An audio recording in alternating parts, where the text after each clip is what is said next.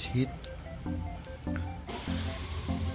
Semoga apa kabar teman-teman semuanya? Semoga diberi kesehatan dan dilancarkan rezekinya. Baik, kali ini saya akan mereview Samsung J7 Pro. Apakah masih worth it di tahun 2023 atau mending skip saja? Samsung J7 Pro ini dirilis pada tahun 2017 di bulan Juli, dan ini pas dirilis harganya sekitar 4-5 jutaan ya teman-teman. Dan sekarang harganya kalau di marketplace itu rentan 500-800. Itu teman-teman sudah bisa mendapatkan layar yang Super AMOLED. Tapi kalau teman-teman lihat ini ya, nggak memakai layar ori bawaannya, dan ini hasil dari pemasangan sendiri demi memangkas biaya. Tapi saran saya mending pakai LCD ori, karena LCD ori itu pasti jauh lebih bagus daripada LCD lokal ya. Langsung kita bahas speknya. Di segi dari kanan kita itu HP ini ada tombol on off, terus speaker. Di bawah ini ada lubang headphone jack, terus kabel charging, dan yang satunya microphone. Di bagian sisi kiri ada kartu slot dan micro SD. Ini bisa nano SIM ya teman-teman. Dan ini juga ada tombol volume up and down di atas kosongan. Layar ini berbezel ya teman-teman. Layarnya berbezel, resolusinya itu 1080 x 1920 pixel, aspek rasionya 16:9, Full HD. Ini sudah Full HD ya. Terus yang jadi masalah itu ketika kita salah meletakkan posisi tangan, nanti bisa-bisa tombol suaranya itu pas kita nonton YouTube atau dengerin musik lah, itu nggak bakal keluar, karena speakernya itu ada di bagian sini ya, bukan di bawah. Tapi Samsung sudah mulai berbenah teman-teman, sudah meletakkan posisi speaker itu kebanyakan di bawah.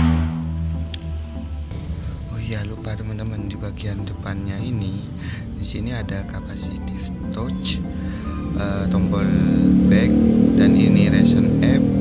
Terus yang ini ada tombol fisiknya teman-teman, merangkap sebagai sidik jari. HP ini juga support audio. Lanjut kita bahas speknya ya teman-teman. Speknya ini menggunakan spek bawaan dari Samsung, yakni 7870 Exynos dengan fabrikasi 14 nanometer. Terus untuk kameranya di bagian belakang itu menggunakan kamera 13 megapiksel dengan bukaan f1.7. Untuk kamera depan itu menggunakan resolusi 13 megapiksel dengan bukaan f.9. Ya, ini kamera yang bisa dibilang cukup lah untuk pada masanya, itu ya bisa dibilang mumpuni, tapi untuk sekarang ya bisa dibilang cukup lah. Terus ini baterainya 3600 mAh ya teman-teman. Jadi kalau menurut saya jika untuk pemakaian ringan gitu ini bisa tembus 5 sampai 7 jaman ya teman-teman. Kalau videonya ini mentok di 1080p.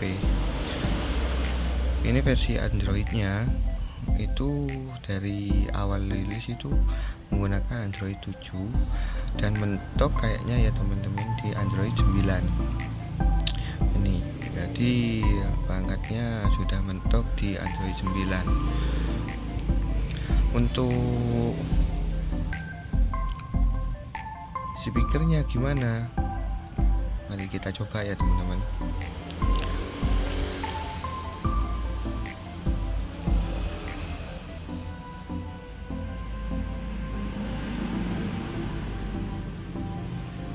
Jadi minusnya kalau pakai LCD yang bukan bawaan itu enggak terlalu nyaman kesentuhan teman-teman.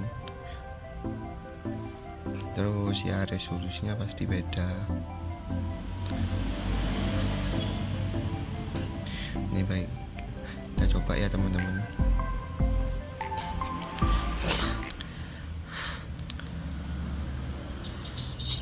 Jadi kata saya tadi itu kalau kita salah naruh tangan, nah itu speakernya nyaris enggak keluar ya teman-teman, suaranya itu enggak keluar.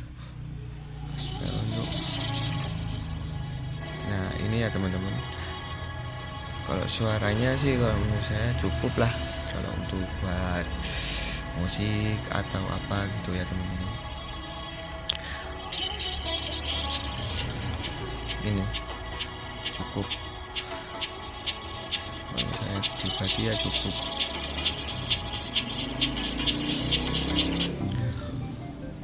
Kalau untuk kameranya gimana? Nanti kita sepil di akhir ya teman-teman.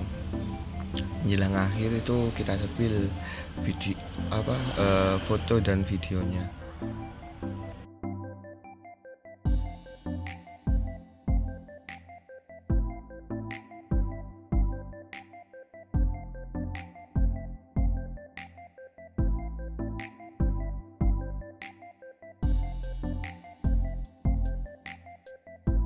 Berikut hasil perekaman video Samsung J7 Pro 1080p 30 fps ya teman-teman. Teman-teman bisa lihat sendiri gimana hasil kameranya. Ini saya coba spill sedikit ya teman-teman. Kalau menurut saya sih hasilnya bisa dibilang ya lumayan lah teman-teman, mumpuni pada masanya. Namun untuk sekarang bisa dibilang standar lah, cukup kalau buat video-video WA ataupun untuk melihat keadaan sekitar. Videonya pun ya cukup jernih ya teman-teman, videonya cukup jernih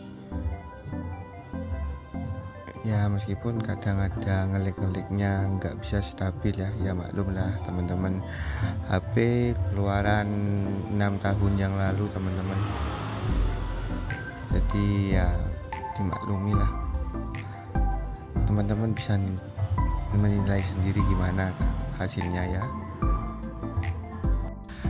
Jadi kesimpulannya, kalau menurut saya pribadi HP ini masih bisa dibilang worth it lah jika dari teman-teman itu menggunakannya sebagai penggunaan yang ringan gitu, buat sosmed, WA, scroll itu masih bisa dibilang layak lah.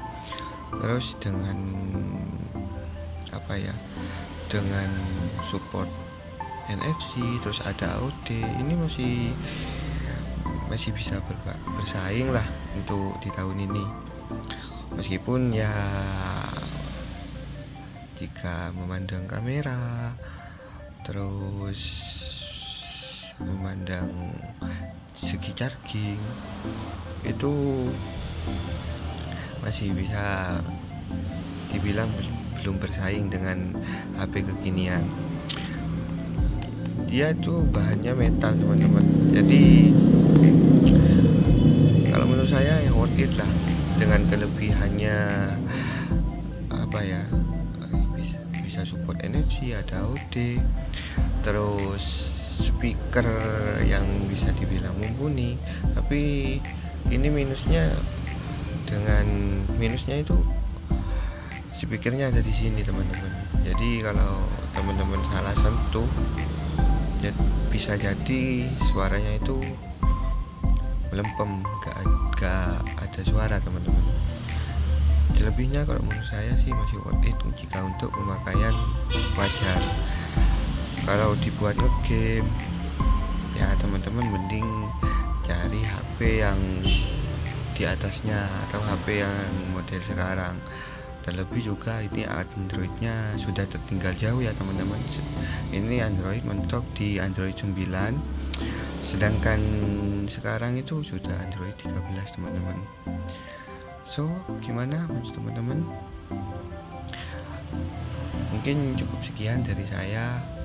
Apabila ada tutur kata yang salah, saya mohon maaf karena saya masih baru ya teman-teman. Jadi